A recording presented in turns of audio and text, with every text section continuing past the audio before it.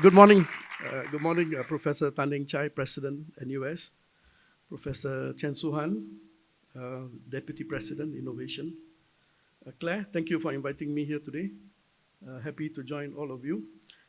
So if you notice, I have done a lot of things in my life. Worked in a multinational company, Texas Instrument, 13 years before I left to start my semiconductor company. Then I started a few more. I invested in companies. I was in politics, and I spend my time there trying to change policies to improve the innovation ecosystem. But in politics or in Texas Instruments or when I started companies, there was one thing that was remained common in whatever I did. Even when I was a student, when I was studying here in the US and then in NTU, was that I had an entrepreneurial mindset. So I'm going to talk about this and why the art of entrepreneurship and I'll explain a while. Tomorrow I have a workshop to go into a lot more detail on and the title of my workshop is The Art and Science of Entrepreneurship, and I'll describe that a bit more as I go along.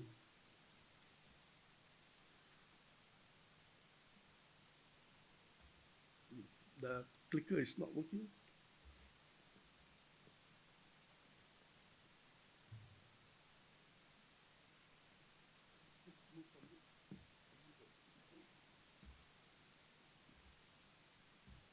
Yeah, so while we are waiting for the clicker to be okay, um, when I was a student in NTU, I was the first batch, pioneer batch down there. In fact, I was first year in NUS, and then I moved to NTU.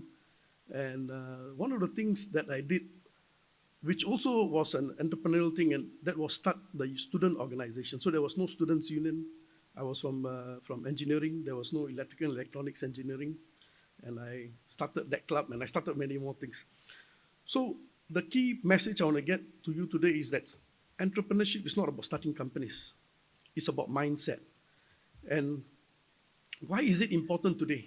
I think it's important that as students, wherever you are studying, we have gone from the old method of teaching to one of learning, for you to go and find out how you're going to learn things rather than professors teaching you. All right. So you really it's important that you know what you do not know and what you know and what is also not known yet. All right. And so more important than that is whatever you know or you don't know, or the problems that you face, is your ability to solve your problems creatively. All right. And all of this requires a mindset change for you to be able to do this. All right. And you are young, you're curious, persistent, and you're willing to take risks, was quite different from the time when I was a student. So you are in an era where you can do a lot about changing things. So also, what are the skills of the future that you need to acquire? All right, you want to be able to take initiative and communicate also. All right, the old model of going to school, building a career, and retirement has already changed. I put that will change has already changed. We're going to have to see in our careers many different changes, many different skills that we have to pick up that if we want to sustain a long-term livelihood, all right?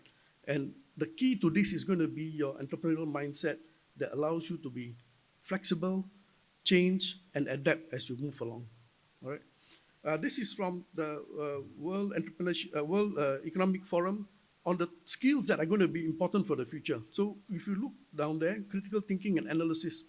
And critical thinking and analysis and innovative thinking are entrepreneurial type of thinking. Problem solving, self-management, and the rest you can read down there. All right, so you will have to go through an era where you have to create your own opportunities. All right, finding a job is, I would say, past.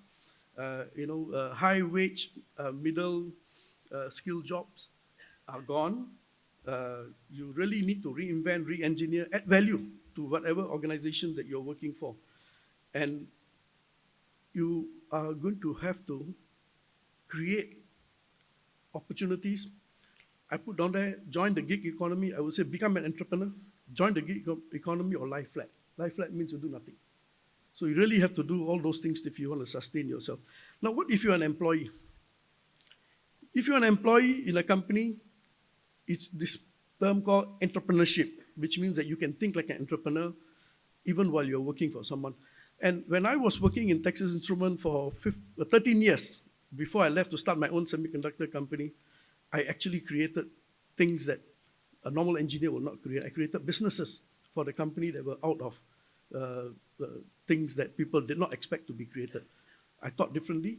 I thought like an entrepreneur. What can you tell from this picture? One in '09 and the other one taken in 2019. All right, so two jobs have gone today. The helicopter pilot and the cameraman replaced by a drone. All right. Of course, on the front of it, it looks like two jobs are gone and people are going to lose jobs. But at the back of it, there's a drone operator. So some of the things will be outdated. Some of the skills, some of the things that you do are going to be outdated. But there will be new things that will come along that you have to pick up. And I like to use this when I teach about entrepreneurship.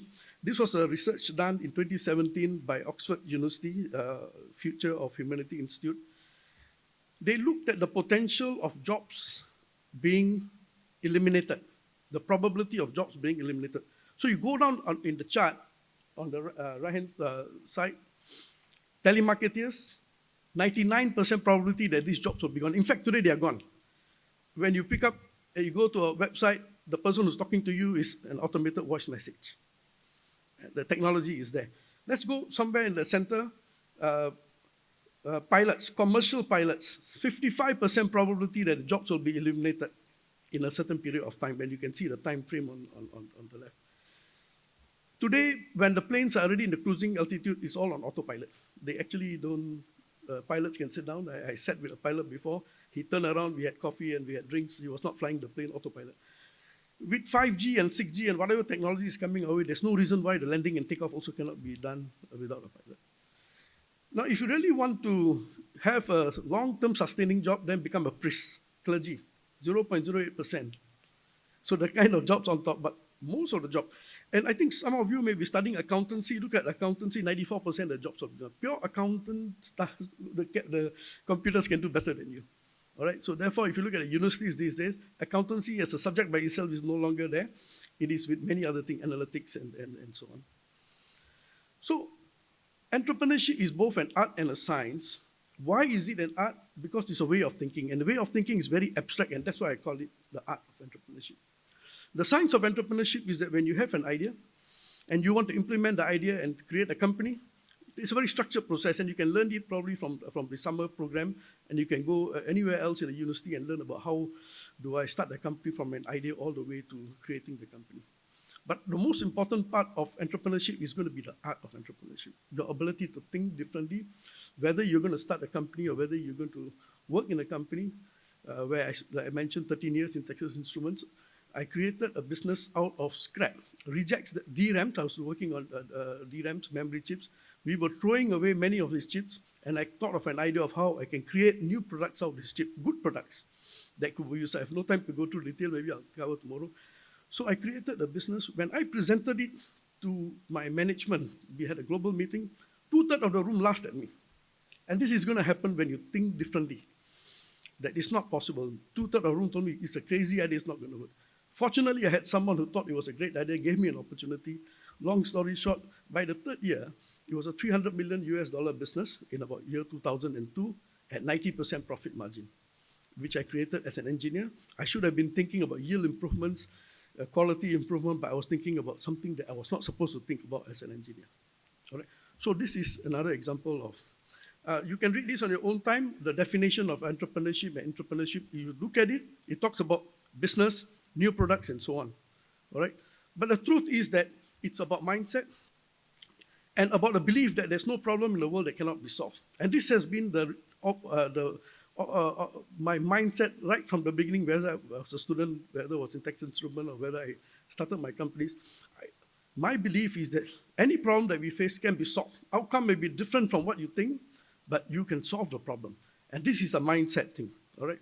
Ability to take risks, not blind risks, but calculated risks, all right? About seeing opportunities when others don't see it. And that's why you see entrepreneurs emerging from nowhere. Big companies could have done it, but they did not. Someone else thought about it. And so fine examples are Uber, Airbnb. The hotels could have done what they did. Taxi companies could have done what they did, but they came up with a model, a business model that was very different and took the world by storm.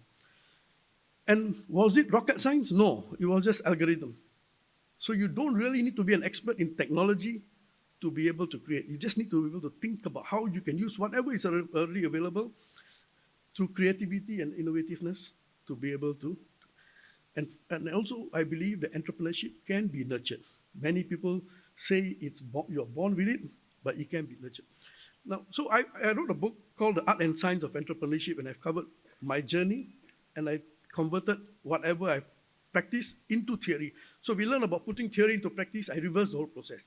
All my practice I put into theory with my examples, real life examples, and I tried to make it teachable so that you can learn from my experience and learn it as a theory and implement in your life. So you look at my definition of entrepreneur. Entrepreneur defines a problem, uses innovative ways to solve a problem, creates new opportunity using limited resources, creates something valuable and meaningful to society. Do you see business down there? You don't see business. You don't see companies. All right? So if we can think about entrepreneurship like this, then whether you're a parent, whether you're a school teacher, whether you're a government, working for government, you can create new opportunities that can solve many people's problem. All right? So again, you can read this about thinking the same, but working in a company, and which example I did. So are they born or made? Some facts about entrepreneurs: 65% did not start businesses earlier and did not have parents who were entrepreneurs. 75% learned the skill using what they started at the age of 21, started working. 65 developed the idea by talking and working with customers and partners. So go out there and look and observe and think how you could do something different from what is being done today. And many did not have a venture scale business vision. So Steve Jobs, Bill Gates, if you look at their history, they did not start their companies thinking they'll be creating these big giants that are giants today. They were just interested in solving a problem and creating something with what they know. And along the way, they made the right decisions, and sometimes wrong, but finally, they created these big giants. All right? So don't be afraid to try. All right? It's a matter of whether, when you see something, is the cup half full or half empty. I'm sure you have seen this a lot before, whether it might succeed or it might fail. Think that it might succeed, not that it might fail. All right? So to be able to think like that, so we need to know what traits do they have? How do they behave? What makes up their mindset? And why do they do what they do? All right? And so some of the things that you want to go and address during this 2 weeks program is about ability to analyze and solve problems. Doesn't have to be rocket science. You look at the problem, think of it from a different angle, out of the box, and see how you can go and solve the problem. Experiment and do things differently, which I did when I was in Texas Instruments. Be flexible. For sure, when you launch your business or when you start a project in a company, you will face roadblocks. But that should not be the end of the journey. All right? So be flexible, adjust, and move along. And when I teach business plan in the university, I tell my students the day you launch your business plan becomes obsolete. You're going to face many issues. You have to keep updating the business plan to the more relevant information, to the more relevant situation that's out there. All right? And so important that you seize the opportunities and take the calculated risk. And any one of us can do this. You look at this chart, there are things that affect you, internal factors, yourself, like survival mentality, passion, hard work, and so on and so forth. But also there are factors that affect your mindset that are external to you. People, the conditions. NUS has got a good IE innovation ecosystem. And this helps you a lot, to go and shape your own thoughts and so on and so forth. So this is one of the things that I did when I entered Parliament. When I started my company, first company in 1998, I faced tremendous difficulties. I could not raise funds in Singapore. Fortunately, I had friends in Taiwan who were entrepreneurs, and I raised all in all $138 million in just one go.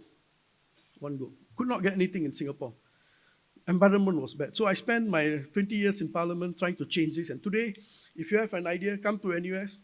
There's a lot of money waiting for you if you have a great team and a great idea. The environment has changed. And so you don't have to go anywhere else. This is a great place for you to start your companies. Now, the other thing that I want to talk about are creativity and innovation. Now, many people think that they are the same.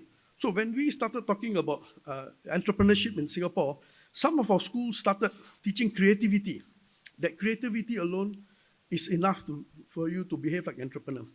There's a subtle difference. Creativity, it's the output of a creative thought is an idea, but an idea is not a business, all right?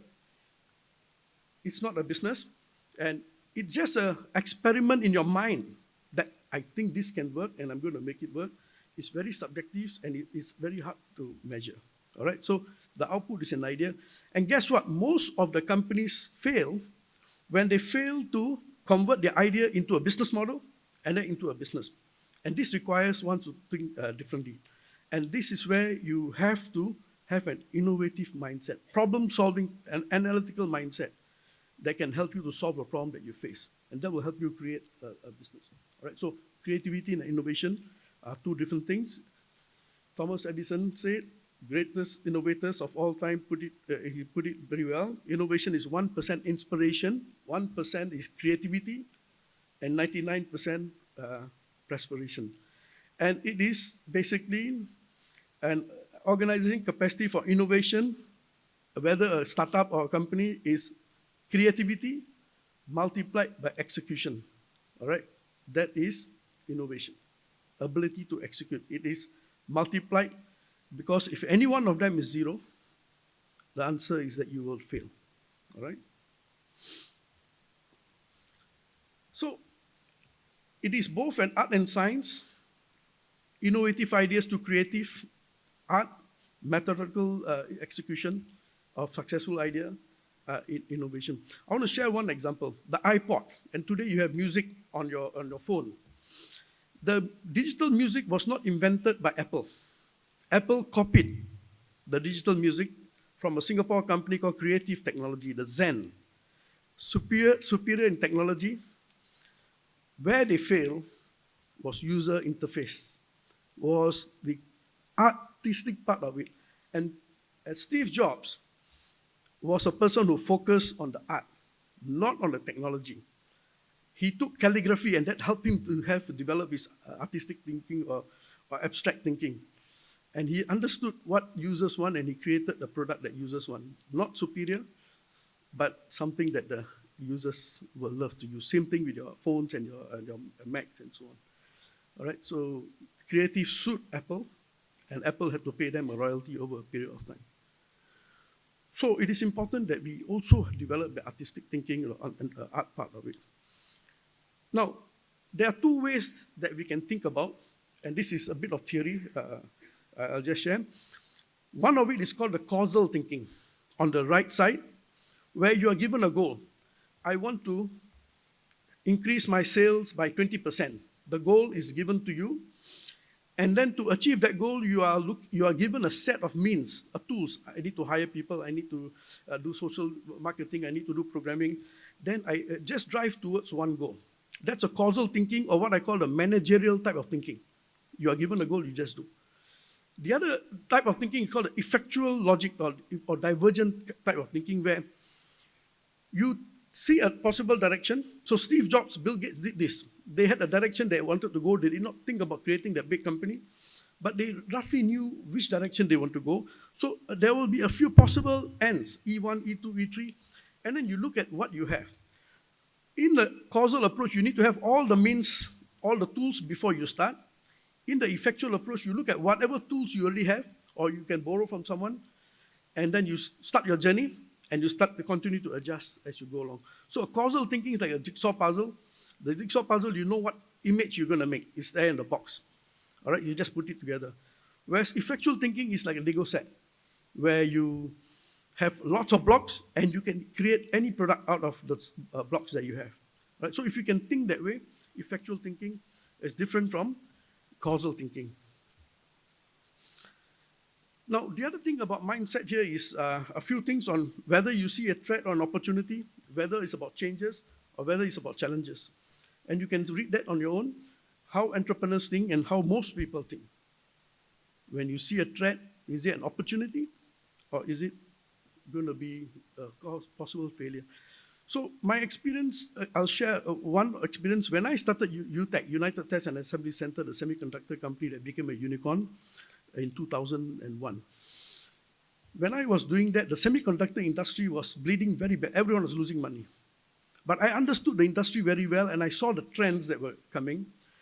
Many of them saw it as a threat. They are big players, how are you going to survive? I saw it as an opportunity because the trends are changing and there will be companies that will fail and I will be able to come in and occupy their space because I have the knowledge.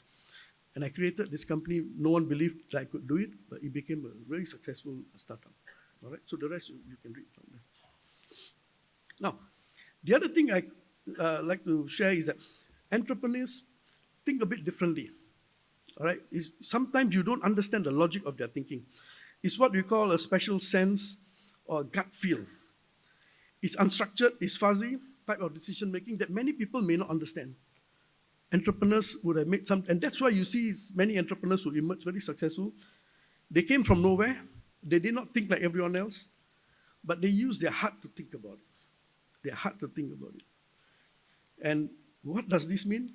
Is that sometimes it's not pure logic.